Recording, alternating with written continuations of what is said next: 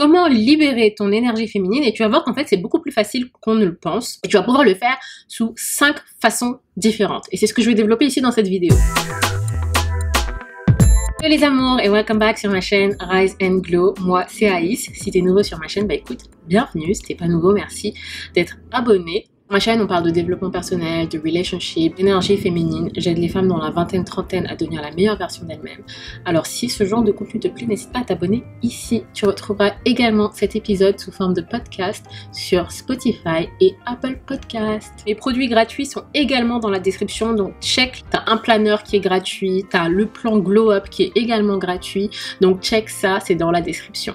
La première façon de pouvoir libérer ton énergie féminine va être de pratiquer des hobbies qui vont te passionner. L'énergie féminine, c'est une énergie qui va se nourrir énormément de la créativité, de l'intuition, de l'art et du plaisir. Donc quand tu vas pratiquer certains hobbies, ça va justement activer cette notion-là de l'énergie féminine. Ça va être une façon en quelque sorte de se reconnecter à toi-même. Te consacrant à une de tes passions ou à une passion que tu souhaites développer ou tu souhaites tout simplement aussi prendre connaissance de, tu vois, commencer à nourrir, tu vas vraiment commencer à te reconnecter à toi et donc à te reconnecter à ton énergie féminine et surtout nourrir ton âme. On parle d'hobbies, on parle de différentes passions qui peuvent s'orienter à différentes catégories. Tu vas avoir des hobbies créatifs, tu vas avoir des hobbies physiques, tu vas avoir des hobbies intellectuels et aussi des hobbies sociaux. Donc je vais développer chacun des hobbies. Pour les hobbies par exemple physiques, ça peut être du sport, ça peut être de l'équitation. Par exemple, j'ai commencé un nouveau sport qui s'appelle le Brazilian Jiu-Jitsu, c'est du combat au sol et franchement je kiffe, c'est quelque chose de nouveau pour moi, ça développe surtout mon côté dark féminine. L'énergie noire, c'est pas du tout démoniaque, hein. On a l'énergie féminine light et Dark Feminine Energy. Donc qui va plus activer tout ce qui est aspect courage, force, et on a besoin des deux pour l'énergie féminine. La danse par exemple, je fais également de la danse sensuelle au sol, on peut avoir de la boxe, on peut avoir du yoga, donc ça dépend. Tu as ensuite tout ce qui va être hobby créatif, donc ça va être l'art, la peinture, faire de la poterie, des DIY, cuisine, photographie, tout ça, ça va être vraiment dans la partie créative. Ensuite tu vas avoir les hobbies sociaux. Donc ça veut dire comment tu vas pouvoir te connecter également aux autres. Bénévolat, collectif, cours de cuisine collectif. Et les derniers hobbies, ça va être les hobbies intellectuels. Donc là, la lecture, les podcasts, une vidéo sur YouTube, l'apprentissage de nouvelles langues, tu vois. Donc tu as différentes catégories pour les hobbies. Et le truc, c'est qu'il faut du coup trouver un hobby qui t'intéresse. Avant, j'avais beaucoup tendance à commencer un nouveau sport, par exemple, surtout dans les hobbies physiques, et de mettre toujours ce challenge de vouloir compétir à la fin, de donner un but à ce nouvel hobby. Et du coup, je me suis vite tiré cette idée de la tête de me dire, mais en fait, juste enjoy, tu vois, t'as pas besoin d'avoir une finalité, t'as pas besoin de compétir, t'as pas besoin de vouloir avoir des ceintures, tu vois, tu kiffes, t'es là, parce que voilà, tu kiffes la pratique sportive, kiffe le moment présent en fait. Et je me souviens la première fois que ça m'avait fait ça, c'est quand j'avais commencé le surf. Très rapidement, je m'étais mis ce challenge de ok, je commence avec 7 planches à 9. 9 c'est la longueur. Et très rapidement, je me suis dit ah ouais, moi je veux surfer sur la plus courte. Alors que plus court c'est beaucoup plus difficile. Je me suis dit mais pourquoi je me donne autant de challenge en fait. Pareil quand j'ai commencé le Jiu-Jitsu, je me suis dit très rapidement ouais, je veux devenir ceinture noire. Non en fait, chill girl, tu vois, t'es là, tu kiffes. C'est un hobby, c'est un truc qui te passionne, c'est un truc qui te donne de la joie et de l'énergie. Kiffe pour ce que c'est, tu vois. Et t'as pas forcément besoin de mettre un objectif à chaque fois.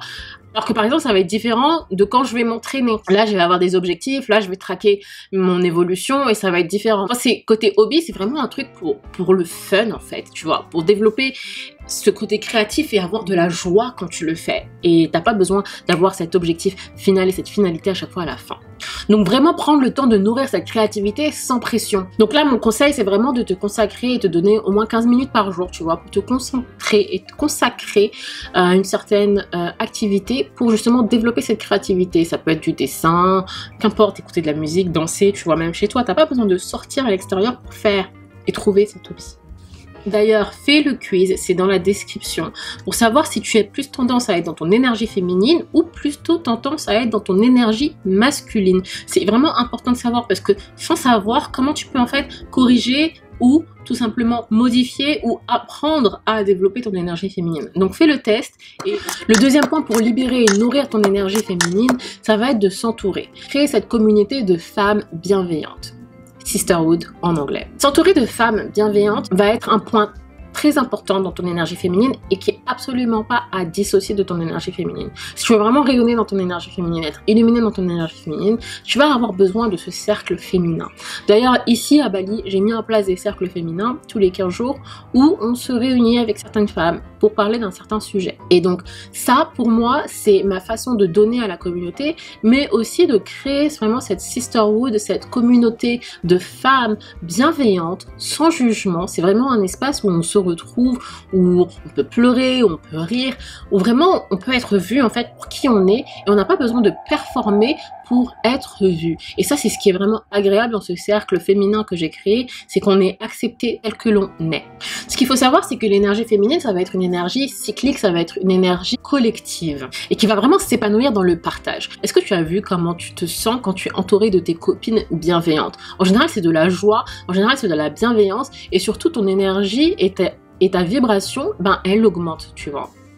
Et si ta vibration diminue, sache que tu n'es pas dans le bon cercle amical. Et donc aussi, c'est une bonne façon de jauger si tu es dans le bon cercle, si tu es dans la bonne communauté de femmes. Contrairement à l'énergie masculine qui va être une énergie plutôt individualiste et non collective comme l'énergie féminine. Et le truc avec le cercle de femmes et avec une communauté de femmes, c'est qu'on va agir comme un miroir. À chaque fois, par exemple, qu'il y a une femme dans mon cercle féminin qui va parler d'une certaine histoire, ou moi qui vais par exemple commencer le cercle féminin avec une certaine histoire, ben, tout le monde en quelque sorte, arrive à se voir dans l'histoire. On a, en fait, chacune d'entre nous a vécu une histoire parallèle à ce que l'on va écouter, mais avec son propre filtre. Et c'est super intéressant de voir qu'en fait, on n'est jamais seul. Et qu'en fait, ce qui nous arrive, ben, c'est pas en fait juste à nous, que ça arrive également à d'autres personnes. Et ça nous permet de voir également des solutions de notre problème, arriver à d'autres femmes, en fait, et d'être beaucoup plus optimiste aussi à la vie, à se dire, ah, mais en fait, cette personne, elle a vécu le même problème que moi, et comment elle a fait pour s'en sortir. Et d'avoir ce côté vraiment compassion, d'avoir ce côté je te vois, d'avoir ce côté de on est un cercle, on est une famille en fait, on a de la bienveillance entre nous, ce qui va vraiment briser le cercle de l'isolement. Très souvent tendance à se sentir seule, parfois même ici moi à Bali je me sens parfois seule, et avoir le cercle féminin, bah, ça aide énormément, tu vois, à créer ce sens de communauté. L'être humain en soi n'est pas fait pour vivre seul, on l'aura vu il y a des années de cela, comment les humains vivaient en cercle, en tribu, on n'est pas fait pour vivre seul. Donc oui, donc trouve ce cercle de femmes, ou crée-le, tu vois, le cercle de femmes. T'as pas besoin d'être, même en étant deux, c'est déjà un cercle de femmes, tu vois. Le plus, le mieux, bien entendu. Je réduis toujours le cercle à 8 ou 12 personnes maximum, après c'est beaucoup trop. Et du coup, tu as toujours ce soutien émotionnel, ce soutien physique. Parfois, on se fait des gros câlins en mode « allez, ok, gros câlin ». Et ça va vraiment briser le cercle et le cycle de l'indépendance qui va mener au final à une déconnexion extrême de ton énergie féminine. On est d'accord? Également, ce qui peut être possible et ce que je fais, et ce que je vais développer un petit peu plus tard, ça va être de pratiquer du networking intentionnel. Et je vais le développer un peu plus tard dans l'autre partie. Poser l'intention de vouloir rencontrer du monde. Donc par exemple, le dimanche, il y a un site ici qui s'appelle Nomeo, sur lequel je vais et je regarde les événements qui se passent durant la semaine et aussi les sujets qui m'intéressent, tu vois. Et s'il y a un sujet qui m'intéresse, eh ben je vais aller à ce networking et je sais que je vais rencontrer du monde, je sais que je vais discuter, je vais rencontrer des femmes ou des hommes d'ailleurs, mais c'est un moyen de me sociabiliser et du coup c'est un moyen également de rencontrer du monde, de rencontrer des personnes qui ont les mêmes intérêts que toi, de rencontrer peut-être une future amie ou un futur ami, qu'importe, tu vois, mais avoir ce côté de je pose l'intention de vraiment aller rencontrer du monde et de donner en fait, et de pas toujours attendre à se dire qu'est-ce que je peux prendre en fait. Non, non, non, qu'est-ce que tu peux donner, tu vois, comment tu peux aider les personnes. Donc là, challenge pour toi, trouve un événement networking près de chez toi par exemple, auquel tu peux participer une fois par semaine, une fois par mois. Ça peut t'aider justement aussi à développer ce côté social et surtout éveiller encore plus, illuminer encore plus ton énergie féminine. Troisième point, pour libérer ton énergie féminine, ça va être de développer ta sensualité. Alors la sensualité, ça ne se caractérise pas uniquement par la sexualité, rien à voir. Ça fait partie, mais c'est pas tout. Ça va être en fait une expression vitale et nécessaire de ton énergie féminine.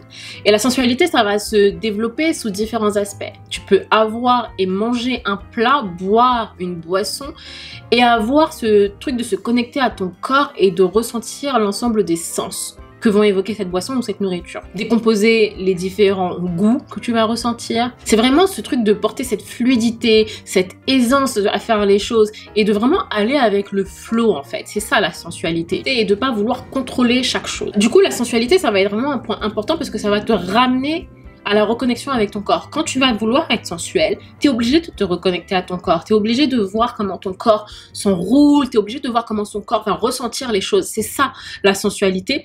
Et l'énergie féminine, elle va être tellement ancrée dans son corps, tu vois, ça va être cette capacité à se connecter à son corps, tandis que l'énergie masculine, elle va être plutôt axée sur le mental et l'action. Donc quand tu vas vouloir te reconnecter à ton énergie féminine, quand tu vas vouloir développer ton énergie féminine, on te demande souvent de te reconnecter à ton corps. Donc tu vas ressentir pleinement via le toucher, via l'ensemble de tes sens, via les mouvements. Par exemple, quand tu vas marcher les pieds nus sur le gazon, sur l'herbe, à la plage, tu vas ressentir ces sensations. Et en général, les gens parlent d'ancrage. Quand on va marcher pieds nus, par exemple, sur un certain sol, d'ancrage, parce que ça te permet de te reconnecter en fait à l'espace présent et de ressentir ces sensations différentes. Ressentir la texture et de vraiment du coup apprendre à se reconnecter à ces 5 sens. Ce que tu peux faire par exemple, et ce que j'adore faire, c'est allumer une bougie parfumée ou mettre certains parfums à la maison qui vont toujours apporter ce côté sensuel également, ou avoir des gels douche parfumés, ma passion, et vraiment reconnecter à ces sens. Qu'est-ce que je ressens? Qu'est-ce que cette odeur me transcende? Où est-ce qu'elle m'amène cette odeur? Quel souvenir ça me rappelle? Le toucher et la sensualité, on va pas se mentir, quand tu es sensuel, tu dégages une certaine aura magnétique. Et ça, moi, je l'ai vu énormément avec les cours de danse sensuelle au sol. D'ailleurs, on aura ce cours également à la retraite que j'organise ici en mars pour femmes. C'est que me regarder dans la glace, apprendre mon corps et le voir bouger d'une certaine façon et apprendre et apprécier à voir ce que je vois, bah ça a boosté ma confiance en moi, clairement. Et je le vois par rapport à ce que je vois à la glace ou comment je me comporte également. Par exemple, quand je regarde les vidéos après les avoir shootées en mode waouh, genre waouh, c'est moi ça. T'as vraiment cette aura magnétique et ça c'est parce que tu embrasses ta sensualité. Ta posture, comment tu vas te comporter, comment tu vas t'asseoir, comment tu vas redresser tes épaules, hyper important. Et tout ça, ça fait partie de ta sensualité, tu vois. Si t'es assise et recroquevillée comme ça, regarde comment tu n'as pas confiance. Alors que si tu, boum, dégages les épaules et que tu regardes au loin, d'un coup, confiance boostée. L'autre point qui est super important par rapport à la sensualité, c'est que tu sais quand tu vas être sensuel, tu vas bouger. D'accord? Et quand tu vas bouger, ben, le mouvement, en fait, ça va te permettre de débloquer certains traumatismes, par exemple, notamment dans ton corps. On sait que les traumas sont enregistrés très souvent dans le mental, mais aussi dans le corps. Donc, c'est très important de les évacuer également. Et pour les femmes, ça va se situer énormément dans le ventre et dans les hanches.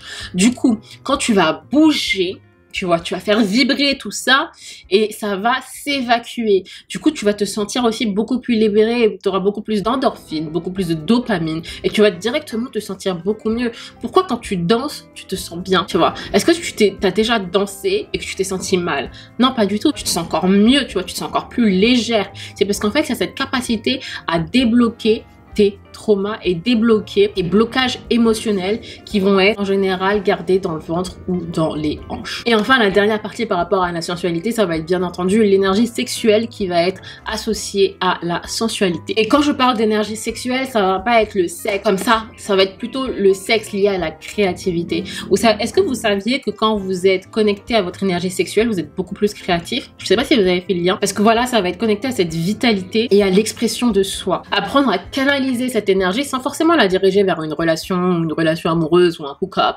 va te permettre d'avoir cette énergie, cette motivation et cette créativité. Et on a des pratiques par exemple comme le tantra ou l'automassage ou l'art ou l'écriture. Donc petit devoir pour toi, tous les matins, et c'est ce que je fais, j'ai une playlist Good Mood. Je mets ma playlist Good Mood et je commence à danser. Et là, boum, mon mood... Et je suis hyper contente et je souris tout le temps et tout. Donc ça, c'est le petit secret, ça booste ta journée. Tu veux pas être malheureuse si tu mets une playlist Good Mood et que tu danses le matin, tu me réveilles. Ça te fait du bien, crois-moi. Dis-moi en commentaire si tu as testé ça. Le quatrième point pour libérer ton énergie féminine et continuer à la développer, ça va être prioriser l'apprentissage en continu. L'énergie féminine, c'est une énergie intelligente et intellectuelle, déjà. Donc, pour continuer à nourrir cet intellect, il va falloir continuer tout simplement à apprendre. Et tu peux apprendre de différentes façons, tu vois. Tu as les livres, tu as les vidéos YouTube, tu as les podcasts, tu as différentes façons de pouvoir continuer à apprendre.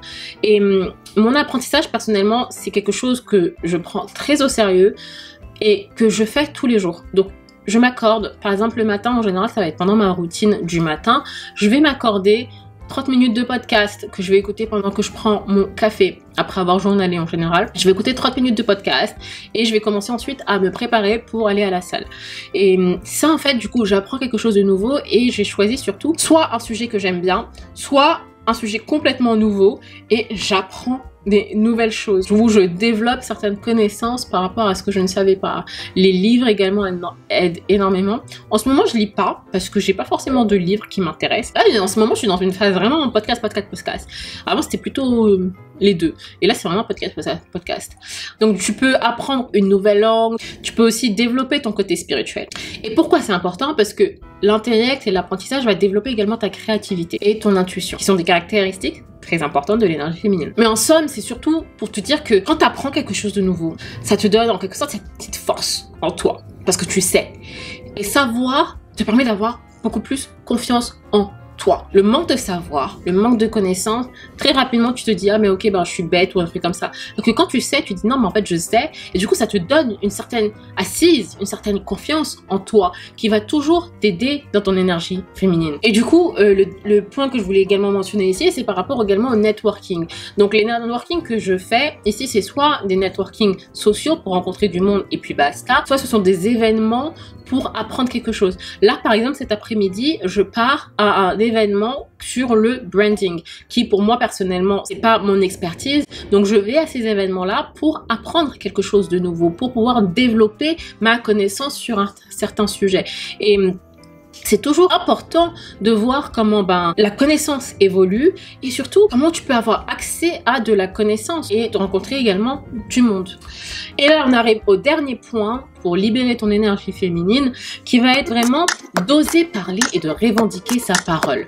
Quand tu vas être dans ton énergie féminine, tu vas pas avoir peur d'asseoir ta présence. Tu vas pas avoir peur de dire ce que tu penses. Et dire ce que tu penses, ça veut pas dire ouais je dis la vérité telle qu'elle est et puis c'est tout, basta et je prends pas en compte des émotions ou je prends pas compte de l'environnement. Non, ça va être également être dans ton intelligence émotionnelle, bien entendu, mais ça va être en tout cas avoir cette capacité de vraiment être là pour nous en fait. Et je vais vous donner un exemple super concret que j'utilise, c'est d'être le parent de son enfant intérieur. C'est un des concepts que j'explique également dans mon livre que j'ai écrit, qui est d'ailleurs disponible sur Amazon, qui s'appelle « Et si je mourais demain ?» Donc c'est présent sur Amazon.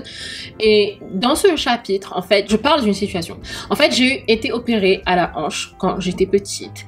Et j'avais une vis comme ça dans ma jambe que j'ai dû garder pendant 1 an. Après cette opération, j'ai pas fait de rééducation. Et je me suis rendu compte en fait qu'il y a quelques années, j'avais pas retrouvé la mobilité de ma hanche à 100%.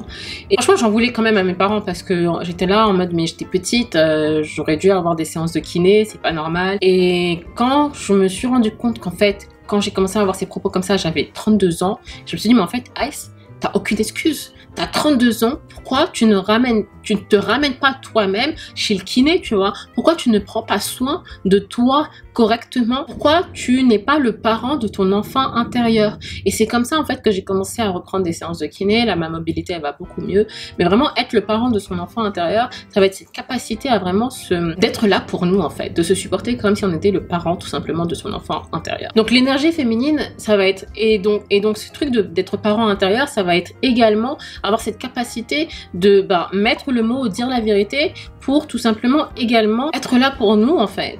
Et d'exprimer sa vérité, ça consiste à ne pas s'effacer ou à ne pas laisser passer les choses à l'encontre de soi. Parce que tout ce qui est frustration, tout ce qui est sentiment refoulé, ça retourne en nous en fait. Donc c'est pas bon. Donc on le sort. Oser dire non, avoir des limites personnelles, tout ça, ça va être dans cette partie-là. La voix, c'est vraiment ton pouvoir. C'est ce qui va exprimer ce que tu ressens. C'est ce qui va exprimer tes limites. C'est ce qui va exprimer, voilà, là, t'as dépassé les limites. Là, en fait, c'est là où ça s'arrête. C'est là où c'est bon. Prendre sa place vraiment dans ce monde et d'exister pleinement, d'être vu, d'être entendu. Mais comment tu peux le faire si tu n'as pas de voix, si tu ne t'exprimes pas? Et renforcer du coup cette connexion authentique à toi-même. Parce que voilà, tu es authentique et du coup tu as cette capacité à t'exprimer, à exprimer ce que tu vas ressentir. Et ça crée des liens super puissants. Parce que du coup tes relations elles ne sont pas du tout superficielles. Et tu vas également oser être vulnérable. Ce qui est une caractéristique très importante de l'énergie féminine, c'est de pouvoir exprimer ses émotions telles qu'elles sont. Bien entendu, je pense après les avoir processées. Mais voilà, ça aide énormément. Et ce qui va aider aussi, ça va être le journaling. Le journaling, personnellement, m'aide énormément à comprendre mes émotions et ensuite à pouvoir les exprimer clairement, tu vois, parce que ben, j'ai pu les processer. Voilà. Et voilà les amours, j'espère que la vidéo, elle vous aura plu. J'ai eu un plaisir à la faire. Et on se retrouve la semaine prochaine pour une nouvelle vidéo. N'hésitez pas à checker l'ensemble de mes documents ici dans la description. Et on se retrouve la semaine prochaine. Bisous.